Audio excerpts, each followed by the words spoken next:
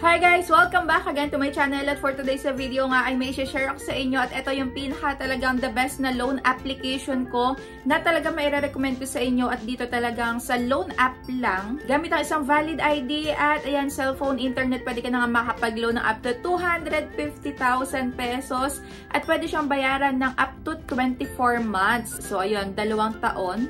At yung unang credit limit ko nga dito kaya ko siya talagang nagustuhan is 15,000 pesos agad yung pwede kong ma-loan dito. At ayun, in-loan ko nga agad para mas tumaas agad nga yung pwede kong ma-loan sa susunod. So kung excited kayong malaman kung ano to, well, nagawa ko na to ng video nung nakaraan. Pero kung hindi mo pa napanood yun is, panoorin mo yung video na to hanggang dulo dahil talagang the best to at matutulungan kayo na to pag nangailangan kayo in the future. Pero syempre, kung bago ka pa lang dito sa aking YouTube channel ay huwag mong kalimutan mag-subscribe at pindutin mo na din yung notification bell para lagi kang maging updated sa mga next uploads ko. At sumali ka na din sa aking 2 cellphone giveaway this December na yun or 28. Ayan, malapit na.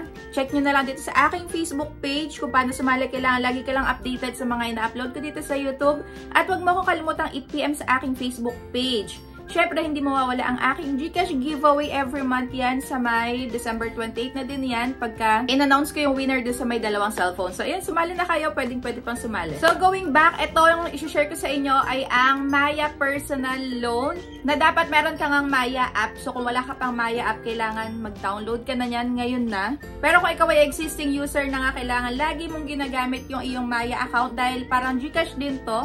Nagawan ko na din yan ng video para sa may mas detailed nga na explanation. Pero dito is i-share ko nga sa inyo yung experience ko at dati si Tala yung the best ko pero ngayon hindi na. So eto na yung talagang super, di ba, paulit-ulit ako. Kasi ang laki nung credit limit na binigay agad nito for first time user nga. At na-observe ko naman dito bago nila ako aprobahan or bago nila ako yan ng credit limit dito is kailangan na i-try ko muna yung Maya Easy Credit. At dapat wala kang pangit na record doon. Dapat on or before due date ay na babayaran mo na yung loan mo sa Maya Easy Credit. At syempre, lagi mong ginagamit yung kanilang application. So, ayun, months lang ang lumipas at naaprobahan na nga ako dito sa may Maya Personal Loan. So, ayun, nagulat lang ako dahil ang laki agad nung ipinaloan nila at nakakatuwa din dahil 6 months up to 24 months tong pwedeng bayaran. Wala na din ako ditong pinasa na sobrang daming requirements at yung effective interest rate is 3.99% lang. Kaya yung pinakababayaran ko lang kada buwan is 2,860.50 doon sa niloan ko na 15,000 pesos nga. So, ito na nga yung computation ng loan ko. So, dito sa may penalty, wala. Syempre, sa interest due, 598.50. At sa may principal due ko is 2,262.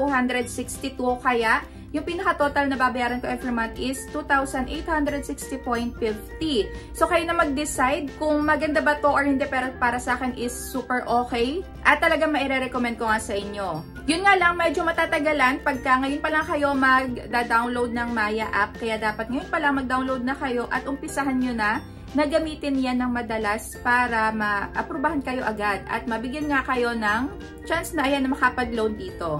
Yung ilo-loan nyo nga pala dito is matatransfer dito sa may Maya wallet nyo at pagka nasa Maya wallet nyo na, pwede nyo na siyang i-transfer kahit sa ang bank account nyo, tapos pwede rin sa may GCash at marami pang iba. So, pinaliwanag ko naman din yun doon sa may una kong video about dito. So, ito nga palang Maya Bank is regulated siya ng Bangko Sentral ng Pilipinas. Kaya yun, super legit at wala kayo ditong matatanggap na kahit na anong harassment, kahit na anong pananakot, hindi kayo popost na to online at hindi din tatawagan yung mga nando sa may contact references mo or yung mga nandiyan sa may cellphone mo kahit hindi mo inilagay as contact reference. Para naman doon sa may penalty fee, ito daw ay equivalent to 0.17% ng unpaid principal amount mo per day. So, ang tanong, sino na nga ba yung mga qualified dito?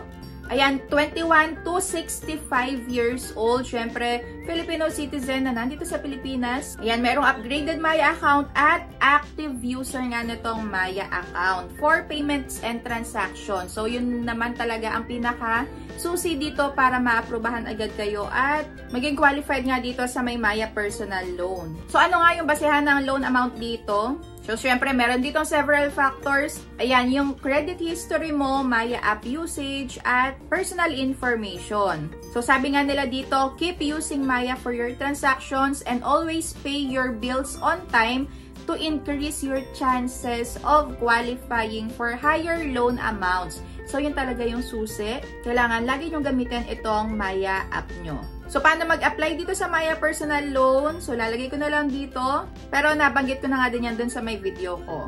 So, that's it for today's video. Ayun, shinare ko lang dahil ito talaga yung pinaka-the best ko na loan app. Dahil, kung sakaling magtuloy-tuloy yung pagtaas ng credit limit dito is napakalaking tulong na to. Lalo na up to 250,000 pesos yung pwedeng mai-loan dito. Sa isang loan application nga lang talagang the best na to para sa may ganong kalaking loan amount na ino-offer nila.